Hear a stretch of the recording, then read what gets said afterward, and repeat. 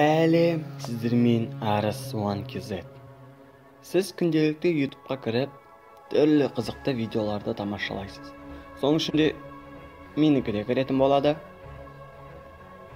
YouTube'тың тарихы сонымен сіздерге қызық болады деп ойладым. Тамашалаймыз.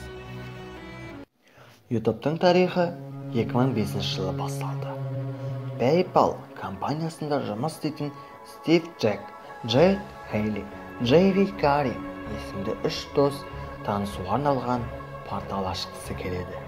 Сөйтіп, 2005 жылдың 14 ақпанда Валентин күніне орай youtube.com-ға тіркеліп, сайт іске қосылды.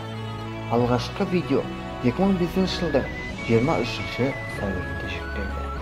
Бұл видеода YouTube негізін қалаушылардың бірі Джейви Кари Сан-Диего қаласындағы сапарде түсірілген 18 секундтық видео. Сол видеоның арқасында YouTube-та тексерістен өтіп, толық функционалдық іске қосылды. Аз уақыттың ішінде мыңдаған адам тіркеліп, өз видеоларын жүктей бастады. Бірақ көбі YouTube-та тек видео көру үшін кіретін байқаған достар толық өзгертіп, бейне хостингке айналдырды. YouTube-тың дамуына Sequoia Capital компаниясы $12 миллион жұмсап, YouTube-ты Америкадағы ең ірі сайттардың біріне айналдырды.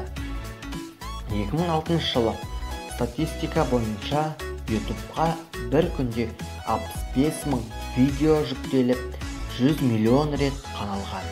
2017 жылы қазан айында Google компаниясы 1 миллиард 650 миллион долларға сатып алды. Google компаниясының арқасында YouTube-та әлемдік деңгейге көтерілді. Google мен Facebook-тан кейінгі 3-ші орынға орналасты. 2012 жылы алғашқы YouTube-дағы видео миллиард рет қаралған. 2015 жылдың қыркүйегінде ресми түрде қазақ тілінің нұсқасы іске қосылды. Достар, видео ұнаса, лайк басып, маған білдіре аласыз. Подписаться да ұмытпаңыз. Назарларыңызға рахмет.